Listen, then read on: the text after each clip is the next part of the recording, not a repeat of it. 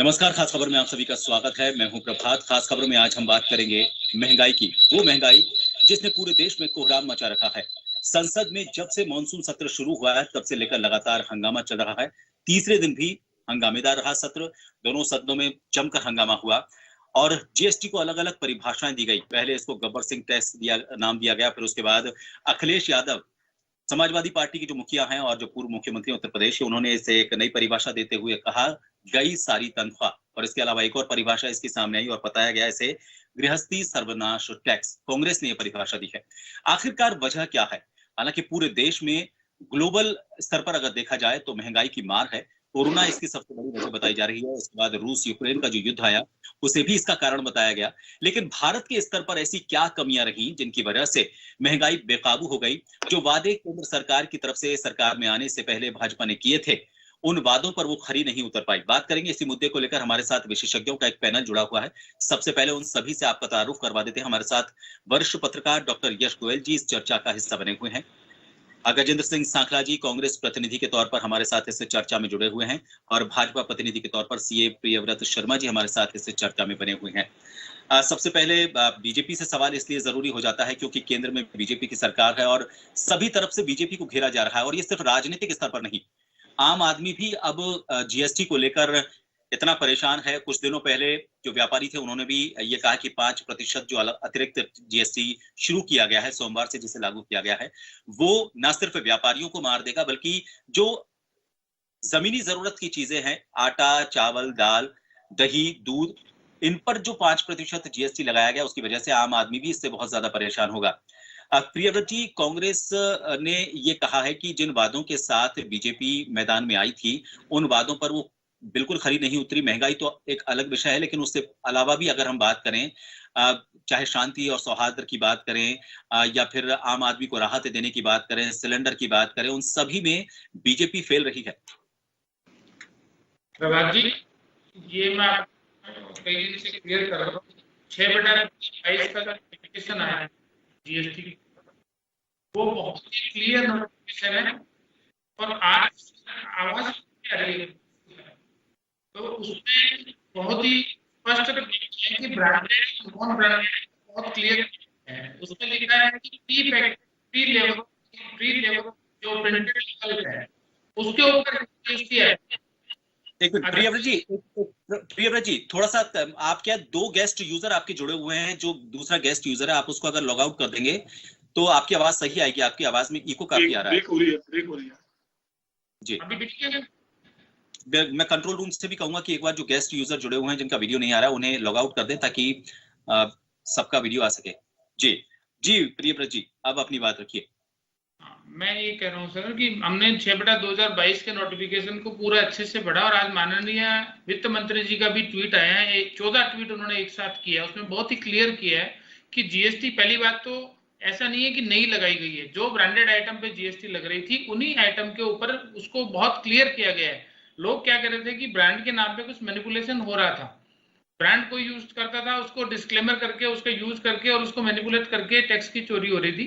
तो बहुत क्लियर किया है कि खुले आइटम के ऊपर आज भी कोई जीएसटी नहीं है। यदि कोई भी व्यक्ति, अपन भी जानते हैं हिंदुस्तान के अंदर जो गरीब जनता है, जो 80% 70% जनता है, वो छोटे किराना व्यापारियों से खुदरा में सामान लेती है और वहां पे कोई जीएसटी नहीं है।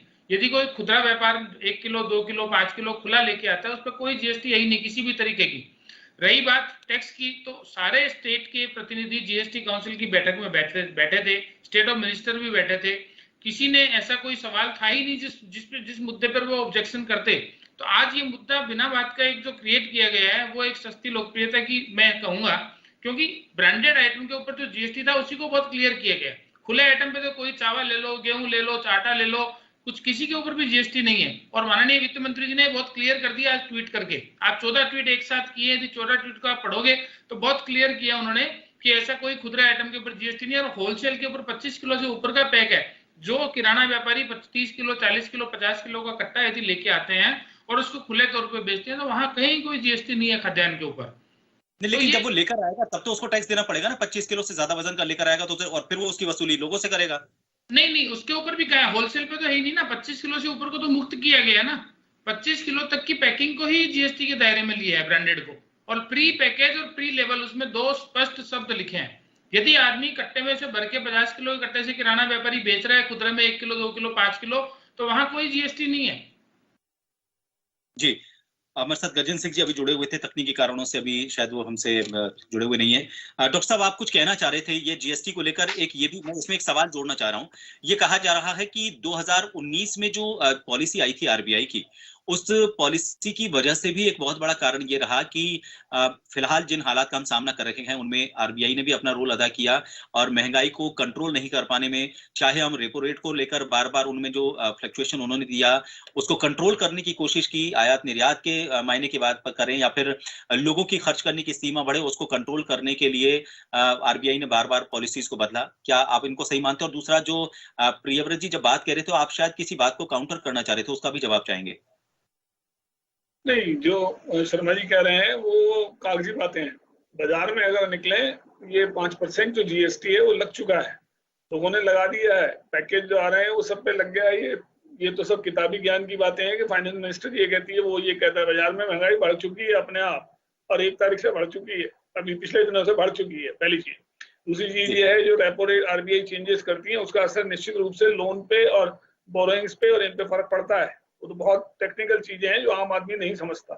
तो सिर्फ जो बैंकर हैं या जो बहुत बड़ा इन्वेस्टमेंट करते हैं या बहुत लोन लेते हैं उनके लिए है। और सीधी सी बात अभी ये है कि जो 5% जीएसटी लगाया है वो लागू हो चुका है और दुकानदार लगा चुके हैं। और जहां तक उन्होंने, फाइनेंस मिनिस्टर ने भी कहा है कि 25 किलो से ऊपर आप लेंगे तो नहीं लगेगा। क्या मतलब हुआ? 25 किलो मैं और आप जाकर के आटा खरीदेंगे एक साथ, या चावल 25 किलो खरीद के लाएंगे हम? क्या चीज 25 किलो लाएंगे? अभी आपने कहा 2019 से और ये हो रहा है। अब आप देखिए एनुअल जो इन्फ्लेशन रेट है 2018 में 3.9% थी एनुअल, जो 19 में 3.7 रही, 2020 में रही 6.6, 21 में रही 5.1, और इस साल जनवरी में 6% थी जनवरी में, और जून में हो गई 7% इन्फ्लेशन रेट। 7.01 महंगाई दर है, ठीक है, इसको तो कोई झुलता नहीं सकता। रहा सवाल डॉलर का आप देख रहे हैं 80+ हो गया है, 80.5% चल रहा है डॉलर रेट रुपए के अगेंस्ट में। फिर वो कहां से होगा? अभी फाइनेंस मिनिस्टर यहाँ आए तो उन्होंने कहा क्यों बढ़ रहा है? क्योंकि जो फॉरेन इन्वेस्टर था वो अपना पैसा निकाल करके बाहर जा रहा है। जब उसने रुपए निकाल दिया, वो डॉलर में कन्वर्ट कर रहा है, तो डॉलर महंगा होना ही होना है। और जहां तक ये जो जुलाई अगस्त सितंबर का सवाल होता है, उसमें सबसे ज्यादा बच्चे जो हैं फॉरेन जाते हैं पढ़ाई के लिए। उस वक्त डॉलर का बढ़ना निश्चित है। तो ये जब बढ़ रहा है 2018 से, अच्छा जब ये गवर्नमेंट आई थी 2014 में, तब जब देश आजाद हुआ था हमारा, जीएसटी लगा था, नोटबंदी हुई थी, तब जो है 54 रुपए था। अब जो है 80 पॉइंट समथिंग है। तो महंगाई नहीं बढ़ी क्या? और महंगाई कैसे बढ़ेगी? गैस देख लीजिए 1050 हो गई है, पेट्रोल देख लीजिए, डीजल देख लीजिए, कौन सी ऐसी चीज है इसका सीधा असर पड़ता है ट्रांसपोर्टेशन पे, गुड्स पे, और उसके बाद सारी चीजें महंगी होंगी। ट्रेनों के टिकट देख लीजिए कितने बढ़ गए। क्यों बढ़ गए? डीजल चल रही है ट्रेनें सारी, बिजली से तो बहुत कम चलती है जी। फिर तो महंगाई कैसे नहीं बढ़ रही? वो ये कहते हैं कि साहब कागजों में नहीं बढ़ रही, नहीं बढ़ रही होगी बीजेपी के कागजों में। और गजेंद्र जी, बड़ा सवाल धरने प्रदर्शन का, ये तो होते ही होते हैं और होने भी चाहिए। प्रियव्रत जी ने अभी ये कहा कि जो विपक्ष है वो सदन में तो कुछ और बात कहता है, या फिर जीएसटी काउंसिल की जो बैठक होती है या फिर इस मामलों को लेकर विपक्ष से जब राय ली जाती है तो वहां पर इस बात को लेकर कोई विरोध नहीं किया जाता। और जब विरोध किया जाता है तो मानता नहीं है कोई, कंसेंसस डेवलप नहीं हो पाती, और वो 4 जोन में बटा हुआ है। सदन में विरोध जो है अलग अलग एरिया की अलग अलग है, अलग अलग। जी, गजेंद्र जी, विपक्ष पर यह आरोप लगाया जा रहा है कि ये सिर्फ दिखावे के लिए विरोध किया जा रहा है। असल में वो भी इससे इत्तेफाक रखते हैं, अगर जब मीटिंग होती है तब इस बात को लेकर विरोध क्यों जब नहीं करवाया जाता?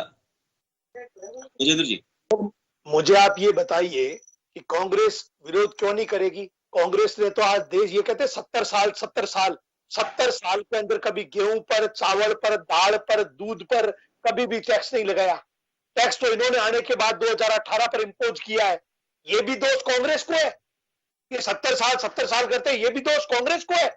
और ये कह रहे हैं इसका असर नहीं पड़ेगा। आज आप दूध की थैली बाहर जाकर के आधा किलो के लिए आओ, 29 रुपए मिलती थी, वो आज 30 पे मिल रही है, उसके ऊपर टैक्स लग रहा है।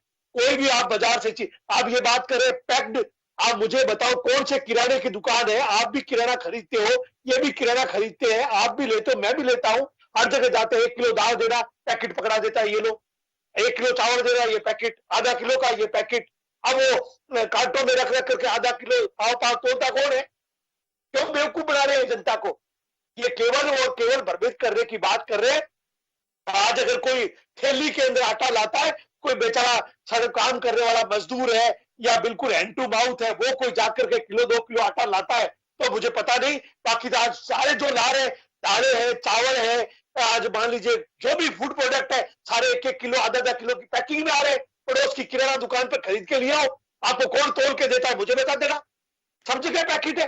लेकिन हमेशा सरकार ने संवेदनशील होकर के आम आदमी की जरूरत की खाद्यान्नों के ऊपर टैक्स को कभी इम्पोज नहीं किया। इन लोगों को जो बात सत्ता में आने के लिए महंगाई को लेकर, भ्रष्टाचार को लेकर, रोजगार को लेकर सत्ता में आए, आज कह रहे 1200 रुपए में सिलेंडर मिल रहा है, कोई महंगाई नहीं है। अरे 380 रुपए के अंदर नरेंद्र मोदी जी, स्मृति ईरानी गत्ते के सिलेंडर लेकर के कहते थे मनमोहन सिंह असंवेदनशील है, जनता मर रही है। आज 1100 रुपए में जनता जी रही है।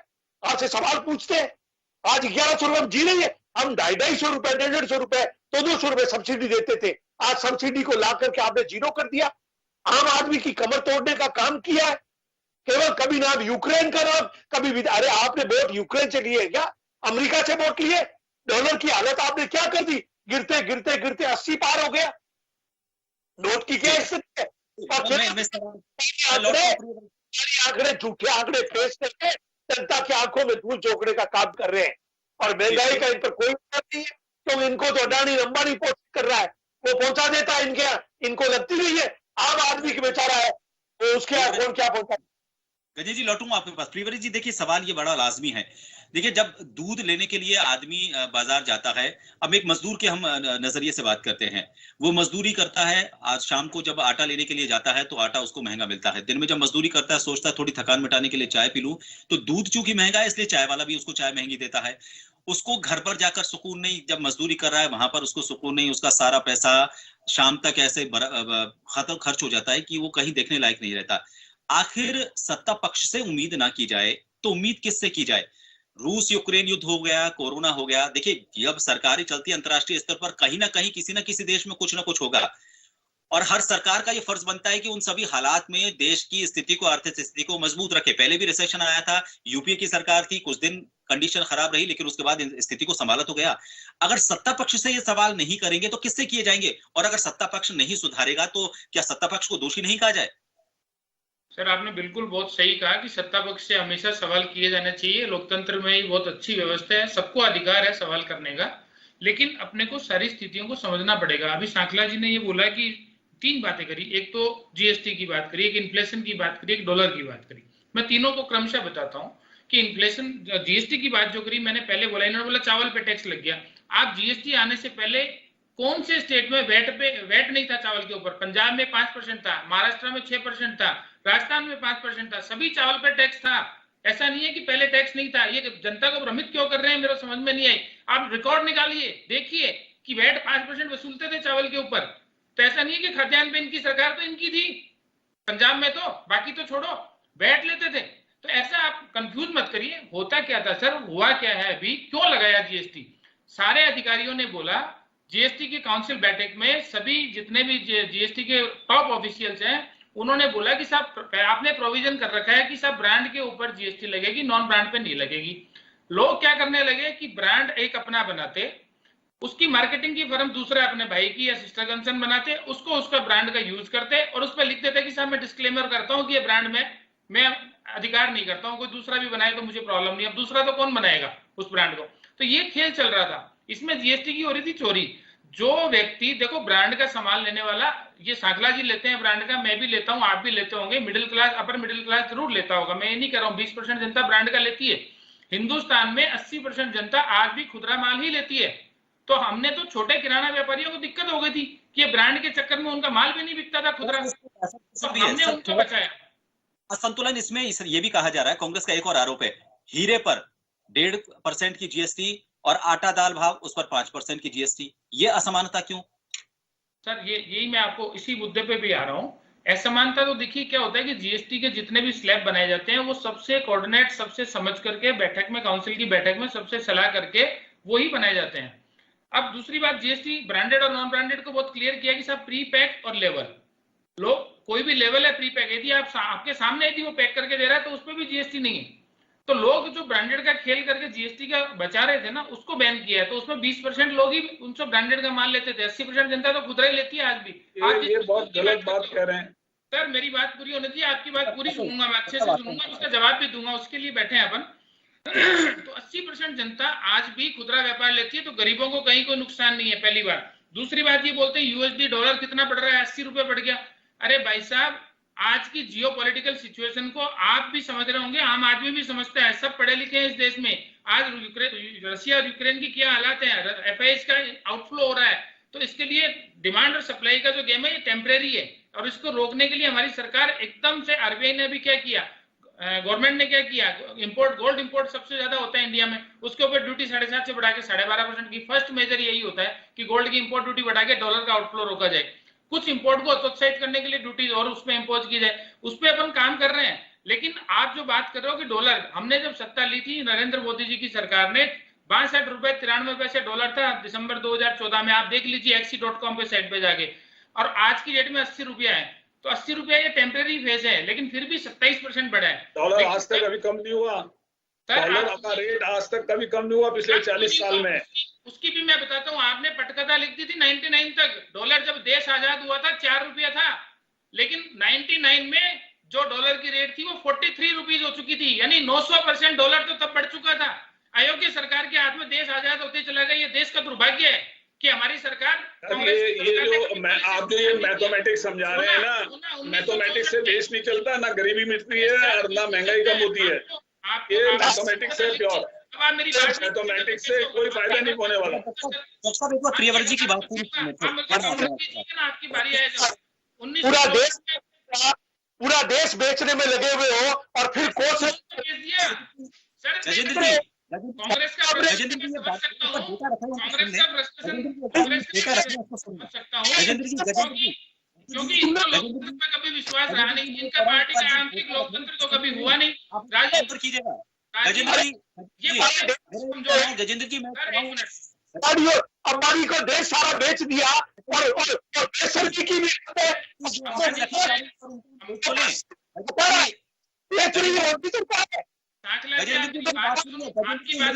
शांति से सुना है। जो आंकड़े एक बार इनकी तरफ से रखी जाए, एक बार उनको देख तो लीजिए, उनको सुन लीजिए, उसके बाद बात नहीं सुनेंगे। आपकी बात जब आने लगी तो आप गुस्सा होने लगे, ऐसे तो चर्चा नहीं होती। प्रियव्रत जी बोलिए, ये बात कर रहे हैं अंबानी की, अब ये चर्चा को डाइवर्ट कर रहे हैं। आंकड़े क्या कहते हैं, एक बार इनके आंकड़े सांगला जी को बोलने दीजिए, सांगला जी बोलिए, उसके बाद में बोल दूंगा। बोलिए प्रियव्रत जी। मेरी बात ये बात करते हैं, चर्चा को डाइवर्ट करना है तो मैं उसके लिए भी तैयार हूँ। आज बोलते हैं अंबानी बिजनेस स्टार्ट किया। दूसरी बात ये कहता हूँ कि इन्होंने, देखिए किसी भी करेंसी के पीछे गोल्ड का इंपॉर्टेंट रोल है, हम सब जानते हैं। करेंसी का जो वैल्यू है उसके गोल्ड रिजर्व पे डिपेंड करता है। आज गोल्ड को इन्होंने क्या किया, हिंदुस्तान पूरा जानता महंगाई क्यों बढ़ी, इसकी सवाल की बात है।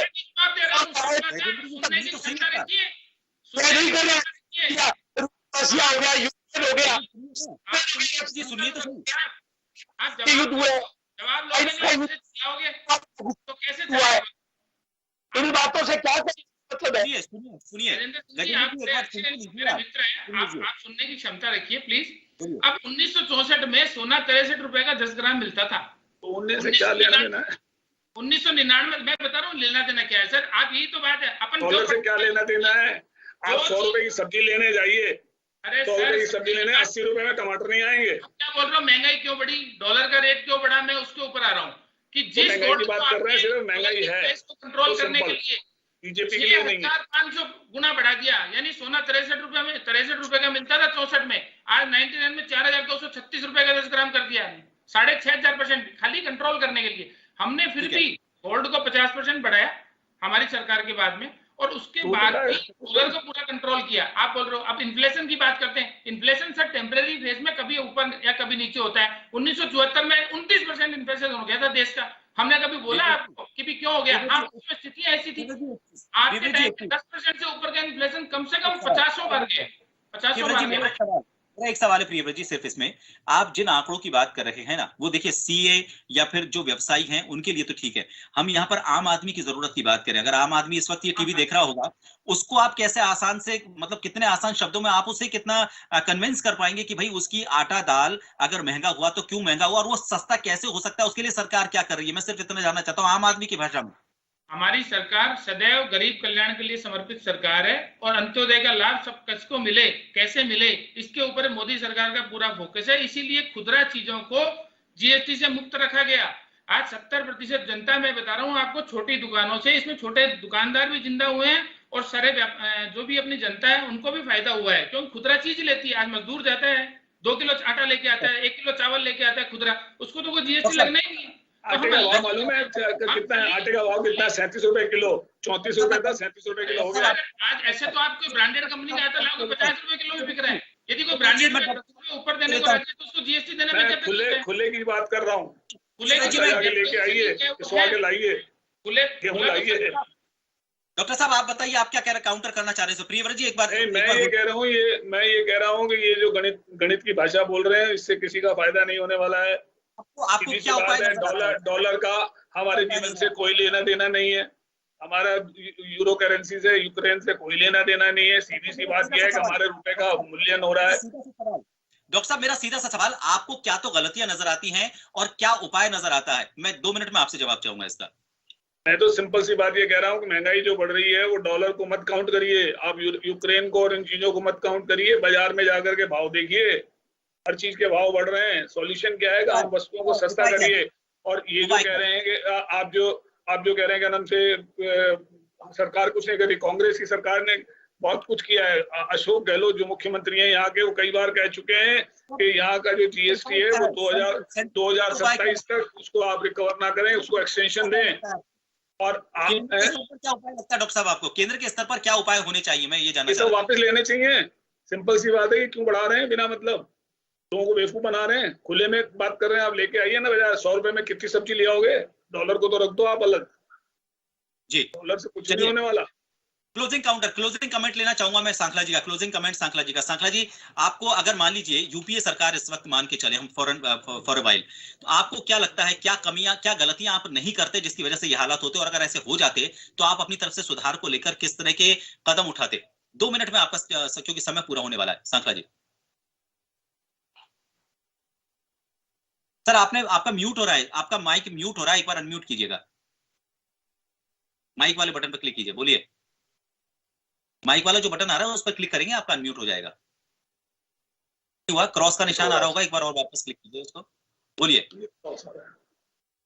मेरे कहने का मतलब ये है सर, सबसे पहले सरकार को संवेदनशील होकर खाद्यान्न पदार्थों के ऊपर तुरंत प्रभाव से जीएसटी जो है उसको विड्रॉ करना चाहिए। और ये बात बीजेपी प्रवक्ता भी जानते हैं। अब वो चूंकि चैनल पर बैठे हैं और पार्टी से बंधे हुए, तो सच्चाई बोलने में उनको दिक्कत है।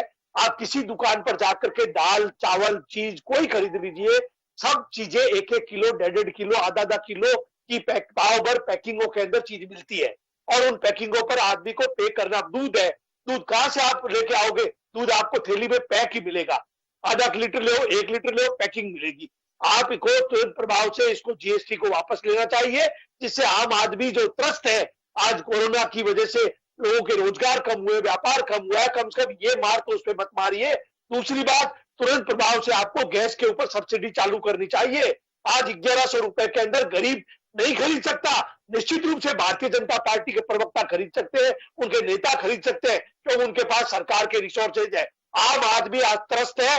खाली उज्ज्वला योजना के जो आपने सिलेंडर दिए वो घरों में पड़े पड़े धुआं हो रहे हैं, आज भी वो भरवा नहीं सकता। लोअर मिडिल क्लास बल्कि अपर मिडिल क्लास की जेब से भी 1100 रुपए सिलेंडर खरीदते हुए लगता है, उसको बड़ी तकलीफ हो रही है, दिक्कत हो रही है, बजट बिगड़ रहा है। तो संवेदनशील होकर के ये महत्वपूर्ण निर्णय लीजिए, जिससे जनता को राहत मिल सके और जनता इस तकलीफ से उभर सके। बिल्कुल, मैं एक और इसमें एक चीज जरूरी बात कहना चाहता था। एक सिंपल सी बात है, बारबर शर्मा जी ये कह रहे हैं कि जो ब्रांडेड नहीं था या ब्रांडेड था, या उसके लेकर के इन्होंने ये किया। सवाल ये है, बॉर्नविटा का बिस्कुट से लेकर के बढ़िया से बढ़िया कैडबरी की टॉफी तक आज पैक में आती है, लोग पैकिंग मटेरियल खाते हैं। आज कोई भी बिना पैक मटेरियल नहीं खाता। अगर शक्ति भोग आटा लाएगा तो शक्ति भोग आटा लाएगा, दूसरा लाएगा तो लाएगा, 25 किलो लेकर के नहीं आएगा। कोई भी आदमी के वजह में तो आप टैक्स में छूट दे दो, हम तो 25 किलो ले जा रहे हैं। सब गलत है, ये मन गढ़ंत है जी। चलिए, 2-3 चीजें सामने रखी गई हैं और उसमें साफ तौर पर विपक्ष तो यही कहेगा कि जीएसटी को विड्रॉल किया जाए और गैस की सब्सिडी को वापस चालू किया जाए। लेकिन एक सवाल और आम आदमी का जो मैं यहाँ पर उठाना चाहूंगा, हालांकि समय पूरा हो चुका है। आम आदमी का ये कहना है कि जो लाखों करोड़ों रुपए बड़े व्यापारियों का वेव ऑफ कर दिया जाता है, उनको छूट दे दी जाती है उनके टैक्सेस में, और उसको वेव ऑफ करते हुए बैंक से जो उन्होंने लोन लिया है, कर्ज लिया है, उसको राउंड ऑफ कर दिया जाता है। ये एक बहुत बड़ा मसला है। अगर इस पैसे का अगर कहीं जीएसटी लोगों को राहत देने में इस्तेमाल हो तो एक उपाय उनको लगता है आम आदमी को। अब इसको सरकार किस तरीके से देखती है, किस नजरिए से देखती है। और इसके अलावा देखिए, आम आदमी को सिर्फ ये चाहिए कि उसने अगर वोट दिया है तो अपनी आसान जिंदगी को सपने देखते हुए लिया है कि उसकी जिंदगी आसान होगी, उसका जिंदगी का सफर मुश्किल नहीं होगा, उससे चीजें सस्ती मिलेंगी। और जब वो बाजार कुछ लेने के लिए जाएगा तो महीने के आखिर में कुछ पैसा उसके पास आगे की जिंदगी को सुरक्षित रखने के लिए, आगे की जिंदगी को एक तरह से ये कह सकते हैं कि उसकी एक लाइफ पॉलिसी हो जाएगी, उसके पास कुछ बचे जरूर। लेकिन अगर वो पैसा नहीं बचता है तो जाहिर तौर पर वो सत्ता पक्ष से ही सवाल खड़े करेगा, उसी से सवाल पूछेगा। बहुत बहुत शुक्रिया आप सभी का इस खास विषय पर हमसे जुड़ने के लिए। खास खबर में इतना ही, दीजिए इजाजत, नमस्कार।